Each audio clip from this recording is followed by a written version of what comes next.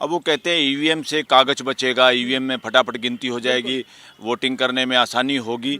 अगर वो सही होता और उसमें गड़बड़ी की गुंजाइश नहीं होती तो यूएस और यूरोप के कंट्री में जहाँ पे ये मशीनें ईजाद हुई हैं, जहाँ पे इनकी खोज हुई है, वो देश और जहाँ टेक्नोलॉजी हमारे से ज़्यादा है, हम टेक्नोलॉजी में बहुत अभी फिसड्डी हैं, वो ईवीएम का उपयोग नहीं कर रहे। इसका मतलब वो हैक हो सकती है और कोई भी टेक्नोलॉजी जानने वाला आदमी A to Z सब बताते हैं ये हैक हो सकती है। तो ये ईवीएम को थोपना देश पे, ये ठीक है किसी अच्छी मंशा से कांग्रेस इसमें लेके आई होगी, मगर चाहे उन्होंने इसका दुरुपयोग किया या ना किया, करते तो 14 में वो इलेक्शन जीत जाते। चुनाव आयोग की क्या हिम्मत है, मिसयूज करेगा, वो क्यों करेगा, किसके लिए करेगा? जिसको बेनिफिट होगा मिसयूज वो करेगा, जो सत्ता में जो लोग बैठे हो मिसयूज तो वो करेंगे। छेड़खानी हो रही है और इलेक्शन कमीशन इस वक्त उन कामों में इन्वॉल्व दिखाई देता है जो देशद्रोह की श्रेणी में आता है।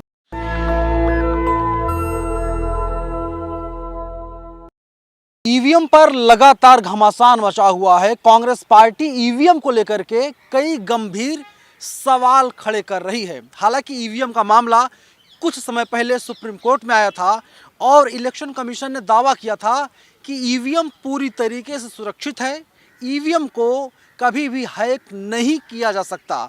मेरे साथ अभी सुप्रीम कोर्ट के सीनियर वकील बलराज सिंह मलिक हैं। सर, क्या कहेंगे? पूरा हंगामा मचा हुआ पूरे देश में। हंगामा बिल्कुल सही मचा हुआ है और ये सही प्रतीत होता है। ये हंगामा अब कांग्रेस का हंगामा नहीं है, ये हंगामा पूरे देश की जनता का हंगामा है, ये मतदाताओं का हंगामा है। अब ये बात घर घर में चर्चा का विषय है, पूरे देश में विषय है। इस पे पाक साफ जांच और पाक साफ तरीके से इसको देश के सामने नहीं रखा जाएगा तो देश के साथ विश्वासघात होगा। और इसमें हाई कोर्ट और सुप्रीम कोर्ट, मैं तो कहता हूँ सुप्रीम कोर्ट, यानी कि कई स्टेट का मसला है ये, सुप्रीम कोर्ट को इसमें आगे आना चाहिए और देश के सामने तीव्र गति से, ताकि आने वाले पार्लियामेंट इलेक्शन से पहले इसकी पूरी जांच हो के देश के सामने सही का सही, दूध का दूध और पानी का पानी रखना चाहिए। ये ड्यूटी है सुप्रीम कोर्ट की भी। लेकिन आप इतने दावे के साथ कैसे कह सकते हैं कि ईवीएम को हैक किया जा सकता है, ईवीएम में सेटिंग की जा सकती है? देखो, जितने भी टेक्नोक्रेट देश हैं, अब वो कहते हैं ईवीएम से कागज बचेगा, ईवीएम में फटाफट गिनती हो जाएगी, वोटिंग करने में आसानी होगी। अगर वो सही होता और उसमें गड़बड़ी की गुंजाइश नहीं होती तो यूएस और यूरोप के कंट्री में जहाँ पे ये मशीनें ईजाद हुई हैं, जहाँ पे इनकी खोज हुई है, वो देश और जहाँ टेक्नोलॉजी हमारे से ज़्यादा है, हम टेक्नोलॉजी में बहुत अभी फिसड्डी हैं। इंडिया कोई महान शक्ति अभी नहीं बना है। अभी हम काफ़ी चीज़ें उधार पे लेते हैं, हम राफेल फ्रांस से खरीदते हैं, हम इजराइल से बॉर्डर की सुरक्षा के तंत्र खरीदते हैं, हम अमेरिका से बहुत कुछ हथियार खरीदते हैं। तो ये सारा का सारा इससे साबित होता है जो डेमोक्रेसी का सबसे पुरोधा देश कौन सा है दुनिया में, यूएस, जहाँ स्टैचू ऑफ लिबर्टी भी लगी हुई है, वो ईवीएम का उपयोग नहीं कर रहे। इसका मतलब वो हैक हो सकती है और कोई भी टेक्नोलॉजी जानने वाला आदमी A to Z सब बताते हैं ये हैक हो सकती है। सर्वे करो इस बात का। तो ये ईवीएम को थोपना देश पे, ये ठीक है किसी अच्छी मंशा से कांग्रेस इसमें लेके आई होगी, मगर चाहे उन्होंने इसका दुरुपयोग किया या ना किया, करते तो 14 में वो इलेक्शन जीत जाते अगर उन्होंने करना होता।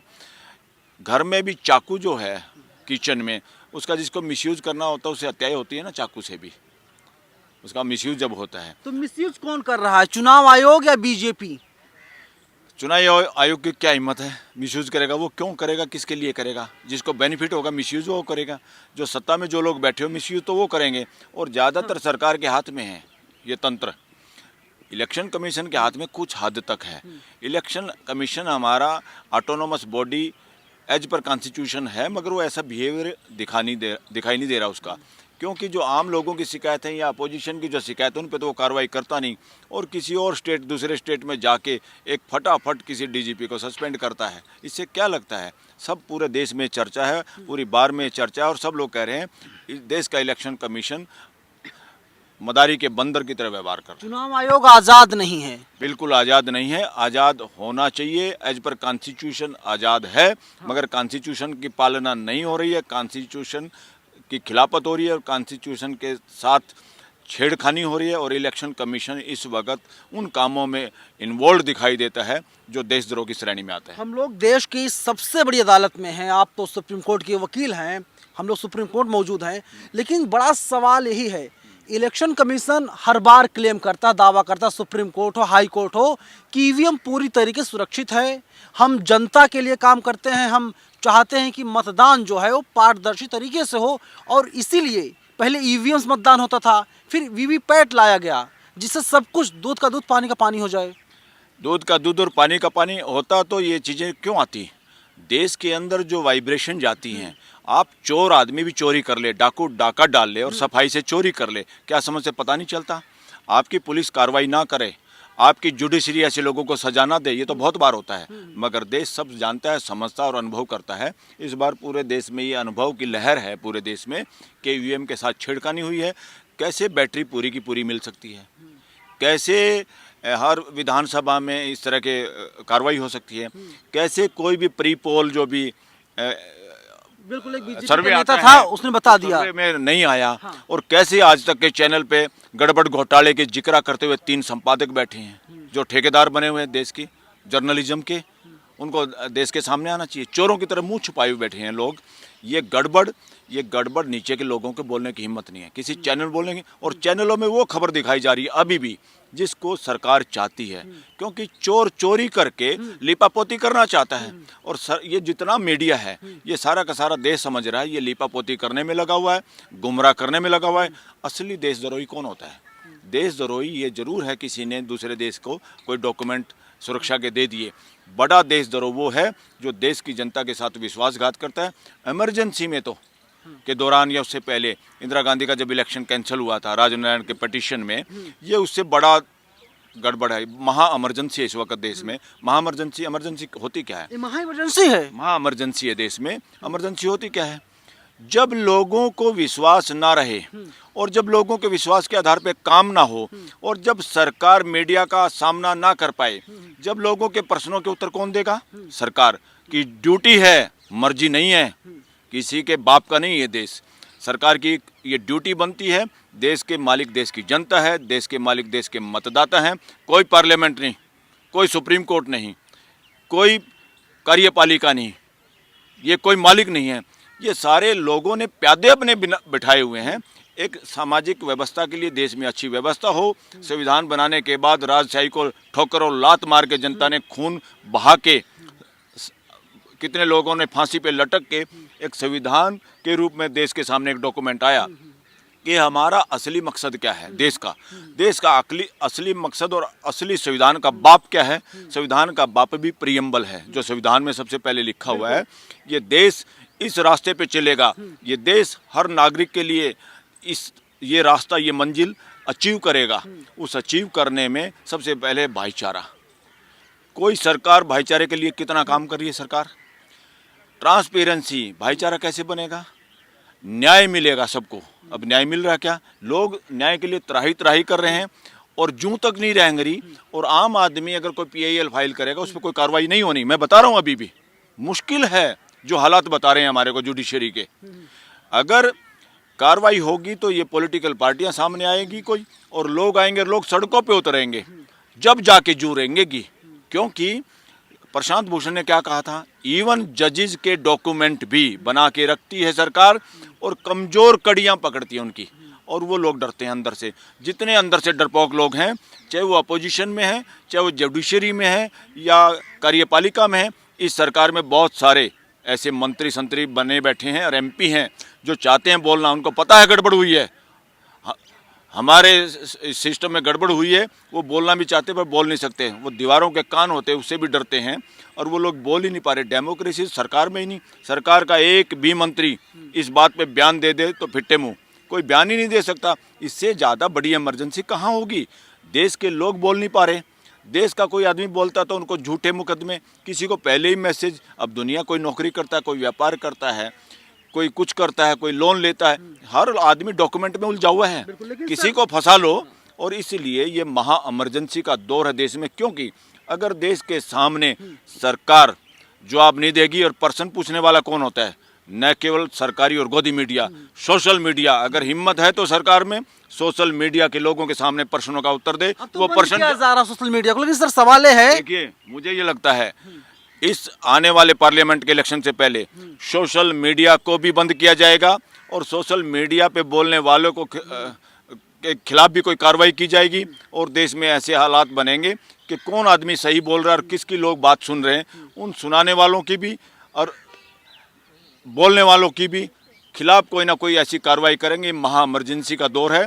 देश की जनता के लिए ये संदेश है कि देश के वो लोग भी जो सत्ता का सुख भोग रहे हैं, देश के प्रति अपना कर्तव्य समझे और इस छोटे छोटे समय के लिए पद और पैसे का लालच छोड़ के देश के साथ खड़े हों, मानवता के साथ खड़े हों।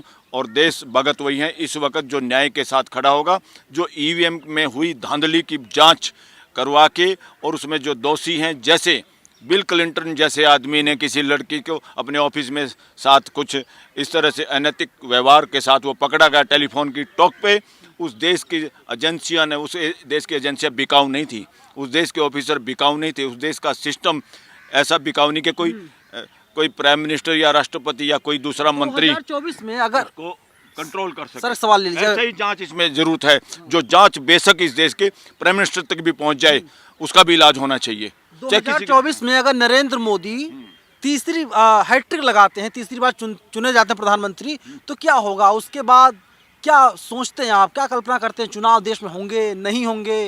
राज्यसभाएं, विधानसभा सबको भंग कर दिया जाएगा, क्या होगा? जिस हिसाब से देश में जाति और धर्म का जहर फैला के सत्ता बनाए रखने की कोशिश हो रही है, किसी की भी, चाहे कोई भी करे, चाहे कोई एमएलए एमपी बनने के लिए करे या सरकार बनाने के लिए, वो सारे लोग दोषी हैं। उनकी आने वाली पीढ़ियां हमारी भुगतेंगी इस बात को। अब देश में जो लोग चुप हैं, जो शांत हैं, जो बीच में न्यूट्रल खड़े हैं, उन लोगों को बोलने का समय है। अदरवाइज यही वो एक तरह से महाभारत है जिसमें जब बदमाशियां हो रही थी तो लोग चुप थे और चुप्पी का क्या रिजल्ट हुआ, उस कथा कहानी के अनुसार। मैं ये नहीं कह रहा वो सच्चाई थी या कि नहीं, वो कथा कहानी के अनुसार भी जो लोग चुप थे, अन्याय के उनके सामने हो रहा था। इसलिए बीजेपी के लोगों को लिए भी ये संदेश है, जो अगर उनके पार्टी में जो गड़बड़ हो रही है उसको लेके देश के सामने आए, इससे बड़ी कोई देशभक्ति नहीं। कुछ उम्मीद है अगर मामला सुप्रीम कोर्ट फिर से आता है ईवीएम का, तो सुप्रीम कोर्ट कोई बड़ा एक्शन लेने का काम करेगी? जो सीजीआई हैं चंचूड़ साहब कुछ बड़ा फैसला लेंगे? अरे सीजीआई को दिखाई नहीं दे रहा क्या? सीजीआई को देखना चाहिए। सोशल मीडिया पे जो जनता का मीडिया है, जो असली मीडिया इस देश का, वो क्या बोल रहा है, लोग कहाँ क्या बोल रहे हैं, लोग किस तरह की खबरें देश में चल रही हैं। सुओ मोटो की पावर है इन लोगों की, चीफ जस्टिस की, उनको सुओ मोटो इस पर लेना चाहिए और इमीडिएट। मैं मानता हूँ अगर सुप्रीम कोर्ट इस देश की सही सुप्रीम कोर्ट है, जिम्मेदार है और संविधान की पालना करती है, 1 महीने के अंदर, मैं तो कहूँ 15 दिन के अंदर इस पूरी जांच करके, इस जांच में जो जहां जिस पद तक भी है, जिन लोगों तक भी जाती है जांच, उन लोगों का इलाज किया जाए, उनको न्याय के कटघरे में खड़ा जाए और देश के सामने एक्सपोज किया जाए, ताकि देश आने वाले चुनाव में उस हिसाब से, उस सच्चाई के हिसाब से अपना मतदान कर सके। लेकिन लोगों के मन में सवाल है, जो तमाम मतदाता हैं वे लोग कह रहे हैं कि जब कांग्रेस चुनाव हार जाती है, इसके बाद ही ईवीएम का रोना शुरू करती है, उसके पहले नहीं बोलती। 5 राज्यों में चुनाव हुए, उसके पहले कांग्रेस पूरी तरह से खामोश थी, कुछ बोलती नहीं थी ईवीएम पर। ये तो रटाया तोते का डायलॉग है। हाँ। ये फिल्मी डायलॉग है बीजेपी का। अरे बीजेपी और कांग्रेस ठेकेदार है क्या इस देश की? अब देश बोल रहा है, देश को शक है, मेजोरिटी एडवोकेट्स देश के बोल रहे हैं। कौन है भाई वो देशद्रोही है क्या? तुम ही देशभगत हो क्या? बीजेपी देश भगत है कि देश का ठेकेदार इन्होंने लिया हुआ क्या? ये लोग क्या तमाशा कर रहे हैं? हिंदू मुसलमान, हिंदू मुसलमान, हिंदू मुसलमान। कांग्रेस तमाशा कर रही है। प्राइम मिनिस्टर, इस देश का बुजुर्ग आदमी, जब घर में भी झगड़ा हो जाता है, वो भी ये कहता है कि शांति की बात करो, भाईचारे की बात करो, लड़ाई की बात मत करो। और यहाँ प्राइम मिनिस्टर बयान दे रहे, गला रेता जाता है जी, फलाना हो जाता है। अरे क्या क्या बात करो कि हम किस तरह का लेवल पे पहुँच गए इस देश में। अब ये चर्चा है, हमारी बार में भी ये चर्चा है, इस देश का सबसे कायर अगर कोई प्राइम मिनिस्टरों में गिनती होगी तो नरेंद्र मोदी की होगी। जो मीडिया से डरता है, मीडिया से डरने का क्या मतलब है? जो देश के प्रश्नों से बचता है। इसलिए सबसे कायर प्रधानमंत्री। फ्यूचर में शायद इस देश में ऐसा नहीं हो, ये देश में चर्चा है। मैं नहीं कह रहा, लोग कह रहे हैं, मैं आपके सामने बता रहा हूँ इस बात को। मीडिया से मोदी डरते हैं, उनके मंत्री डरते हैं। अभी आपने देखा G20 हुआ था तो किस तरीके से तमाम संपादकों बुलाया गया था। अर्नब गोस्वामी थे, सुधीर चौधरी थे, तमाम लोग थे। वे लोग आए थे खाना खाने के लिए, डिनर करने के लिए। फिर वो भिखारियों को बुलाया था ना, खाना खाओ, फोटो खिंचाओ, जाओ अपने घर, क्योंकि वो पैसा बनाने में लगे हुए हैं। वो एक तो आपका पत्रकार है जो किसी को धमकाने में या ब्लैकमेलिंग करने में जेल में भी गया था। ये ब्लैकमेलरों का लोग ये बोल रहे हैं, अब तो देश बोलने लगा है, ये ब्लैकमेलरों की सरकार है। इसलिए देश को चेतना पड़ेगा, नहीं चेतेंगे हमारी आने वाली पीढ़ियां भुगतेंगी, याद रखेंगी। ये जो ज़्यादा खुश हो रहे हैं ना कि राम मंदिर बन गया, राम राज्य आ गया, अरे राम में तो एक तरफ तो राम का के ठेकेदार बनते हैं, राम ने तो किसी अरे गहरे नथु प्यारे के कहने से अब वो पत्नी छोड़ दी थी। ये गद्दी छोड़ने के तैयार नहीं, ये जांच कराने के लिए तैयार नहीं, ये लोगों को गरीबी मिटाने के नाम पे राशन दे के, लॉलीपॉप दे के, यानी मुंह खाए आंख शर्माए, इसलिए जनता को नपुंसक बना के इलेक्शन जीतना चाहते। जनता को क्या चारा डाल दो, जो ताकतवर लोग हैं, संघर्षशील लोग हैं, जो मेहनत करके खाना चाहते हैं, खाते हैं इस देश में, जो डिप्राइव्ड लोग हैं, उनको चारा डाल दो राशन के रूप में। फिर से वो बोलेंगे नहीं और तुम ईवीएम में गड़बड़ करके फिर 24 का इलेक्शन जीत जाओ, यही होगा देश में। मैं ईवीएम में फिर से आता हूं, लेकिन आप सुप्रीम कोर्ट के वकील हैं, तो क्या आप बता सकते हैं कि संविधान में, कानून में कोई ऐसा प्रावधान है जिसके जरिए ईवीएम पर रोक लगाई जा सकती है अगर सुप्रीम कोर्ट चाहे तो? अरे भाई, transparent, free and fair election इस देश के संविधान का अभिन्न अंग है, जिसको ये बदल भी नहीं सकती सरकार। ये सुप्रीम कोर्ट बार बार कह चुकी है, और सुप्रीम कोर्ट के सामने ही जब इस तरह की बातें देश में माहौल चल रहा है, तो सुप्रीम कोर्ट को उसको बचाने के लिए, जो बात खुद सुप्रीम कोर्ट ने कही है और जो संविधान के सम्मत है, उस बात को बचाने के लिए सुप्रीम कोर्ट की ड्यूटी नहीं तो किसकी ड्यूटी है? कब क्या सुप्रीम कोर्ट लोगों को लड़ने के फैसले करेगी, या देश के बड़े फैसले करेगी, या देश के संविधान की रक्षा करेगी, संविधान के अनुसार देश चल पाए उसकी सुरक्षा करेगी, या संविधान के सम्मत जो लोग देश को नहीं चलाना चाहते उनके सामने चुप रहेगी? तो सुप्रीम कोर्ट को आज इन दिनों में ये तय करना होगा, देश में सुप्रीम कोर्ट भी है कि नहीं। क्या आप लोग सुप्रीम कोर्ट में कोई पीआईएल दाखिल करेंगे आम जनता की तरफ से, देशवासियों की तरफ से? हमें पता चला कुछ लोगों ने दाखिल की है। पॉलिटिकल पार्टियां एक तरह से कुछ लोगों का या समूह है जो कैंडिडेट तैयार करता है, प्रचार प्रसार करता है और सरकार पर नज़र रखता है, भागीदारी करता है राजनीति में या प्रशासन में, शासन में, उसको व्यवस्था कह लो। उसमें इन लोगों को सामने आना चाहिए। खाली बयान दे के बच नहीं सकते, बयान दो और घर बैठ जाओ। कमलनाथ तो बयान नहीं दे रहा। कमलनाथ का कोई PSA है, बेबले क्या है, मैंने उसका एक वीडियो सुना था, वो आदमी बोल रहा है अरे सामने क्यों नहीं आते भाई, तुम कहाँ छुप रहे हो, तुम्हारे साथ गड़बड़ हुई है, तुम बोलो ना।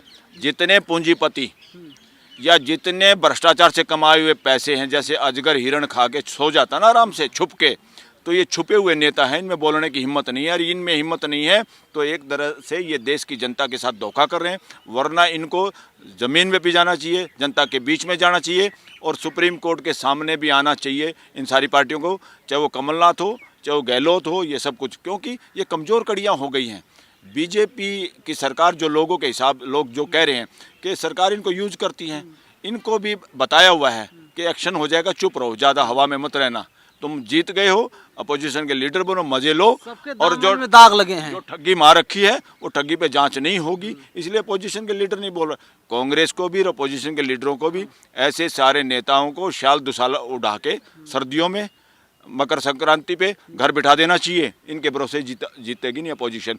ये जो जितने पैसा वाले नेता हैं, ये सोचते थे पैसा, ब्लैक मनी ये भी लगा देंगे, खरीद लेंगे, बीजेपी के टक्कर में पैसा खर्च कर देंगे। लोगों का दिल जीते बिना, लोगों का विश्वास के बिना पार्टियां इलेक्शन नहीं जीत सकती।